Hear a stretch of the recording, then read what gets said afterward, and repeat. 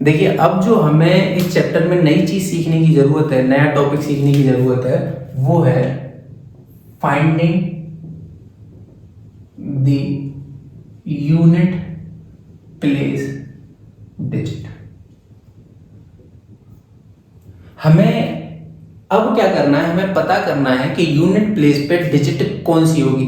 कैसे पता करना है किसमें? तो इस तरीके के आपको दो तरीके के सवाल दिखाएंगे। एक तो finding unit place digit from the product, और दूसरे फाइंडिंग यूनिट प्लेस डिजिट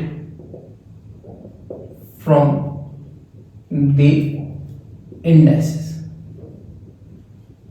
सबसे पहले हम बात करते हैं finding the unit place digit from the product. तो पहले इस प्रोडक्ट की बात कर लेते हैं, फिर उसके बाद हम finding unit place digit from the indexes के बारे में बात करेंगे। कोई दिक्कत तो नहीं? सबसे पहले हम किसकी बात करते हैं? Finding unit place digit from the product. इसमें क्या हो रहा होगा, देखिए आपको क्या दिया जाएगा, आपको कुछ नंबर इस तरीके से दिए जाएंगे।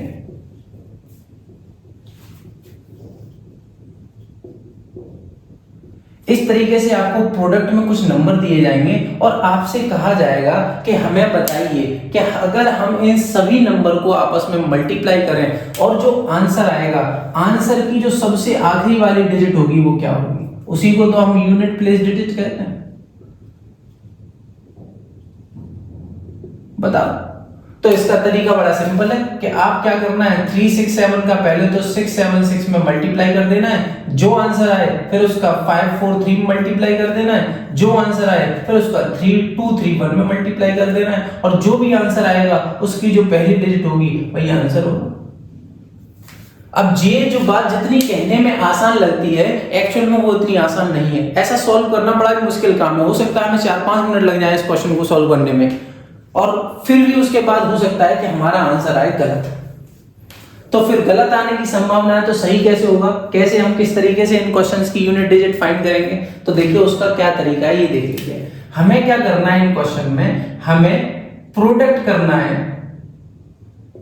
प्रोडक्ट या कह सकते हैं हम multiply the unit place of all the number in the given product। ये कह रहा है कि जो आपको अलग अलग नंबर दिए हैं ना, इनके जो यूनिट डिजिट है, इस यूनिट डिजिट को क्या करिए आप, प्रोडक्ट करिए। कर लिए प्रोडक्ट, 7 6 जा 7 35 7 42, 7 6 जा 42, 3 1 जा 3। कोई दिक्कत तो नहीं? फिर क्या करना है आपको, फिर इसकी यूनिट प्लेस, और ये तो है यूनिट प्लेस, 6 3 जा 80, तो 8 जो होगा वो आंसर होगा। यानी जब आप 7 का 367 का 676 का 543 का 231 का आपस में मल्टीप्लाई करोगे, और उसके बाद जो यूनिट प्लेस आएगी उस संख्या की, वो क्या होगी? 8 होगी। समझ गए? तो करना क्या है, सबसे पहले आपको इनकी यूनिट प्लेसेस है उनका आपस में मल्टीप्लाई कर देना है, और मल्टीप्लाई करने के बाद जो भी आंसर आएगा उसकी जो यूनिट प्लेस होगी वो क्या होगी? वही आंसर होगी। समझ में आ गई बात? जैसे एग्जांपल के तौर पे एक और दूसरा क्वेश्चन देख लीजिए। अगर हमें 23 इंटू 61 इंटू 53 कहा गया है कि बताइए इसका हमें यूनिट प्लेस बताइए, तो हमें क्या करना है, इसकी यूनिट प्लेस, इसकी यूनिट प्लेस, इसकी यूनिट प्लेस का आपस में मल्टीप्लाई कर देना है। 3 1 जा 3, 3 3 जा 9, तो आंसर आ गया 9। इसको आपस में मल्टीप्लाई करोगे और जो आंसर आएगा उसकी यूनिट प्लेस क्या होगी? जो सबसे आखिरी वाला आंसर होगा वो 9 होगा। इस तरीके से आपको इन सब क्वेश्चंस को करना है। जब हम इसके ऊपर आधारित सवालों को करेंगे तो बहुत अच्छी तरीके से आपके समझ में वो भी आ जाएगा। कोई दिक्कत तो नहीं? एक नोट लिखना है। क्या नोट लिखना है? नोट ये लिखना है कि इफ, यदि एनी नंबर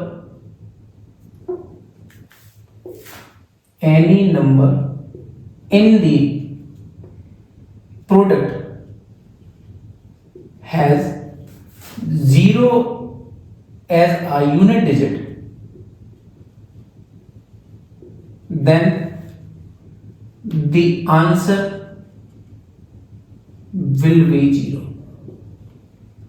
ये कह रहा है कि मान लीजिए किसी भी प्रोडक्ट के अंदर किसी भी नंबर की अगर यूनिट डिजिट 0 पाई जाती है, क्या पाई जाती है, 0 पाई जाती है, तो जो आंसर होगा वो क्या होगा, 0 होगा। ये बात ध्यान रखना, कोई दिक्कत तो नहीं, समझ में आ गई बात। यहां पे क्या था,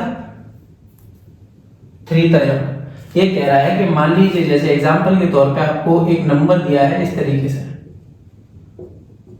और आपसे कहा गया है कि हमें इस प्रोडक्ट की यूनिट प्लेस बताइए। तो ये कह रहा है कि किसी भी नंबर का अगर प्रोडक्ट के अंदर यूनिट डिजिट 0 हो तो उसकी जो यूनिट डिजिट होगी वो क्या होगी, 0 होगी।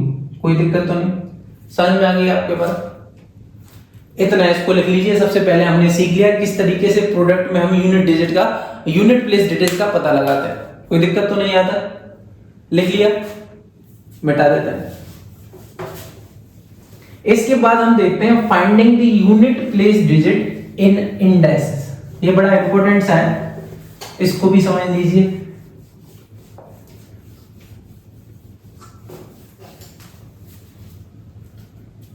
फाइंडिंग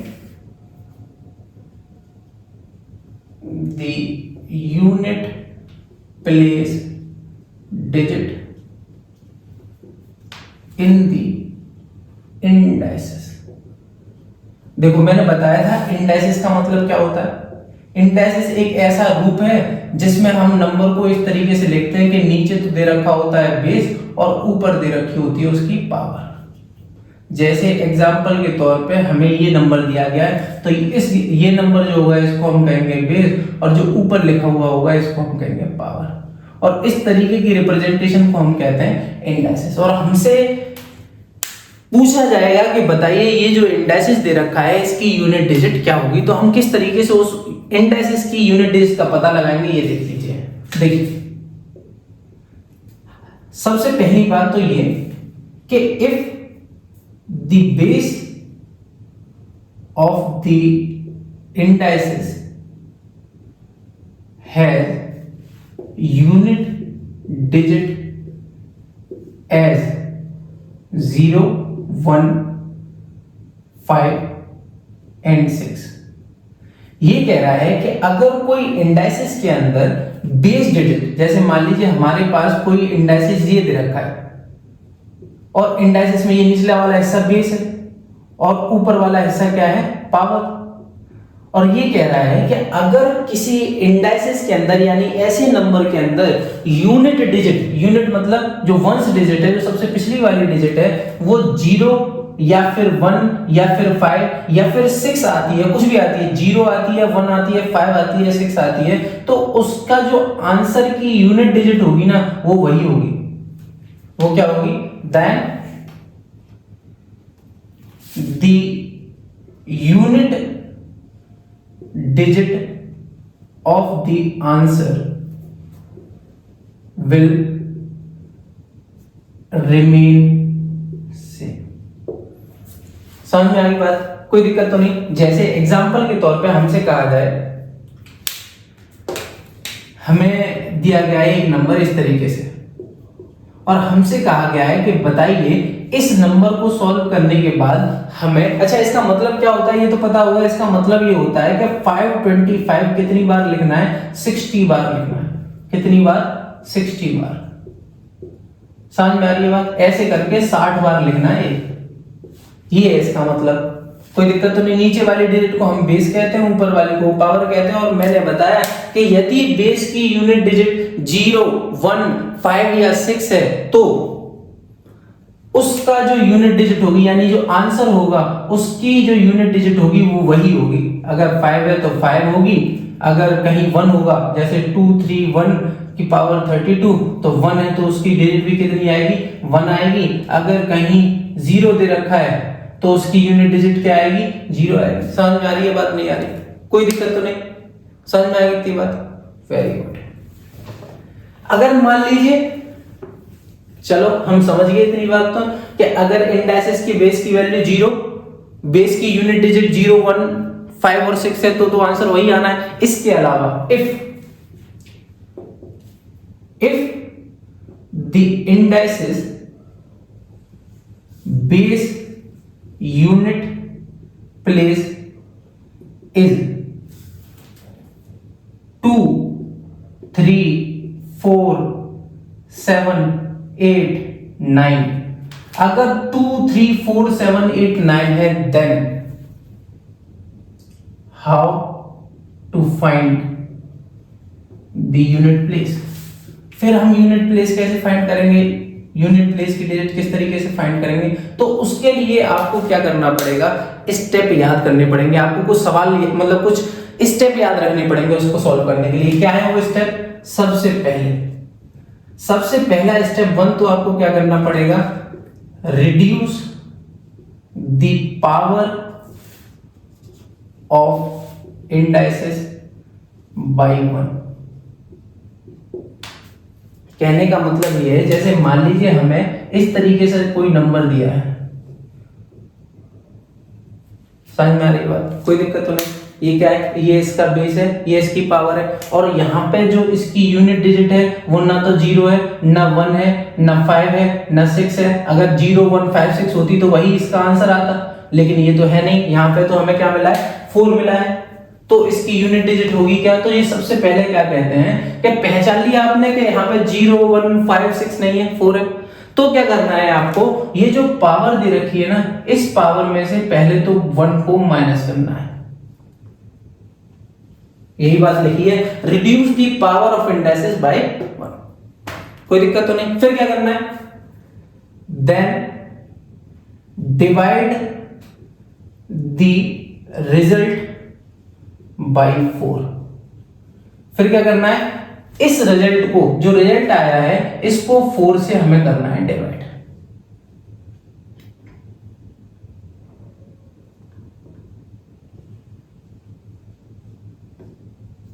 कर दिया डिवाइड, कोई दिक्कत तो नहीं। यहां पे रिमाइंडर क्या आया है, रिमाइंडर आया है 0। फिर क्या करना है, then divide the result by 4। Then step 3 क्या करना है, स्टेप 3 करना है, then add 1 to the remainder. तीसरे स्टेप में क्या करना है, हमें ऐड करना है 1 रिमाइंडर में। कर दिया 1 रिमाइंडर में ऐड। फिर स्टेप 4 क्या करना है, स्टेप 4 में make the result as a power of unit place of base.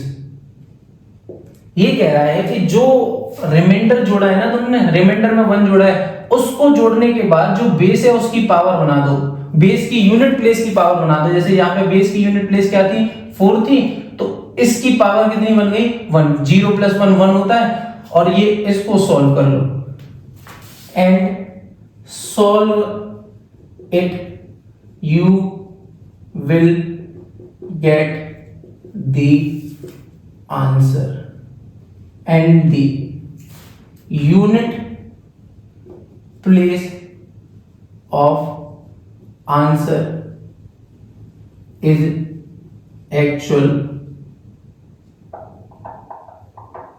ये तो गलत लिख दिया। फिर ये कह रहा है कि अगर आप ऐसा करोगे तो आपको मिल जाएगा आपका जवाब। कोई दिक्कत नहीं।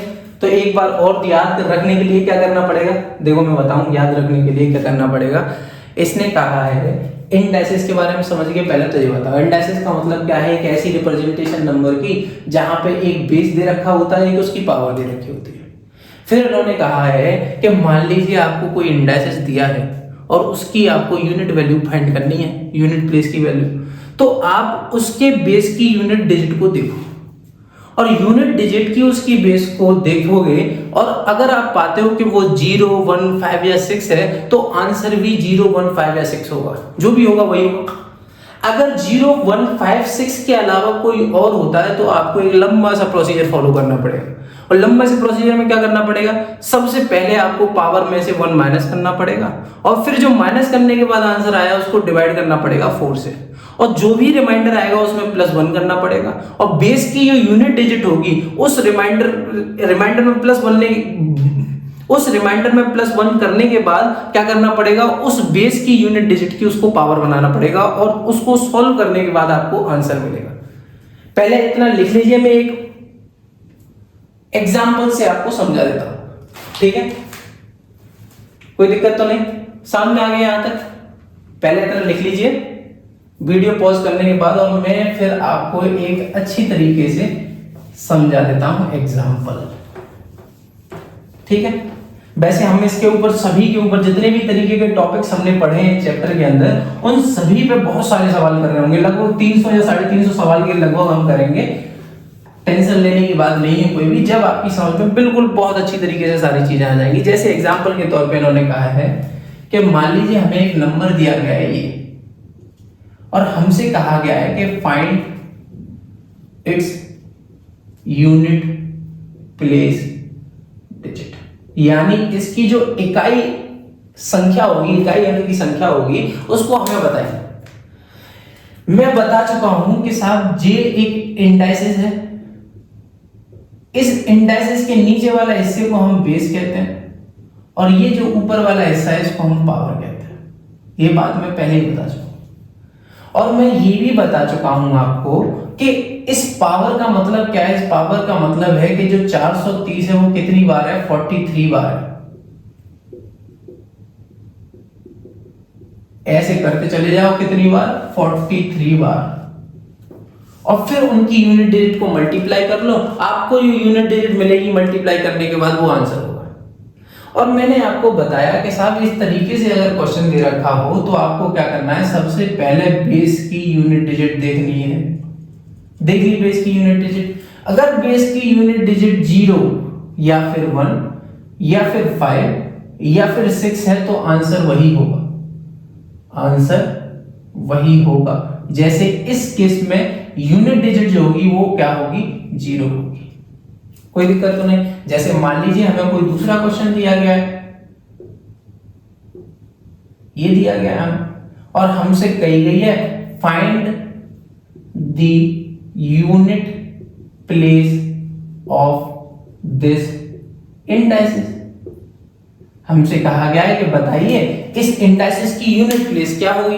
तो हमने सबसे पहले क्या करना है, हमें सबसे पहले बेस की यूनिट डिजिट देखनी है। ना तो जो 0 है, ना 1 है, ना 2 है, ना 1 है, ना 5 है, ना 6 है, तो हम इस तरह जाएंगे नहीं। फिर हमें दूसरी चीज सोचनी पड़ेगी, अगर ये नहीं है तो फिर हम क्या करेंगे, सबसे पहले इसकी पावर लिखेंगे, पावर में से 1 घटाएंगे, जो आंसर आएगा 38 आएगा, उसको 4 से डिवाइड करेंगे। 9 4 जा होता है 36, रिमाइंडर बच गया 2, और फिर इस रिमाइंडर में 2 में क्या करेंगे, +1 करेंगे, और जो 1 करा है ना फिर बेस की यूनिट डिजिट की इसको पावर बना देंगे। और बेस की यूनिट डिजिट पावर बनाने के बाद इसका मतलब क्या हो गया, 7 कितनी बार, 3 बार। फिर हम 7 का आपस में करेंगे मल्टीप्लाई, और 7 का मल्टीप्लाई जब हम करेंगे 49 आएगा, और 49 का 7 में मल्टीप्लाई करेंगे आंसर आएगा 343। तो इसकी जो यूनिट डिजिट होगी वो क्या होगी, 3 होगी। समझ में आ गई बात बेटा, कोई दिक्कत तो नहीं। और अच्छी तरीके से समझाया जाएगा आपको, अभी बस इतना याद रखना है एक एक स्टेप। और जब हम इसके क्वेश्चंस कर रहे होंगे, अब लगातार क्वेश्चन करने वाले हैं हम, तो आपकी समझ में एकदम क्लियरिटी से जो बची हुई बात है वो भी आ जाएंगी, कोई दिक्कत तो नहीं। एक लास्ट टॉपिक बचता है चैप्टर में जिसके बारे में भी हम अब डिस्कस कर लेते हैं, ठीक है? तो पहले इसको अच्छी तरीके से लिख लीजिए, फिर हम इसके बहुत सारे क्वेश्चन लाइन से करने वाले हैं।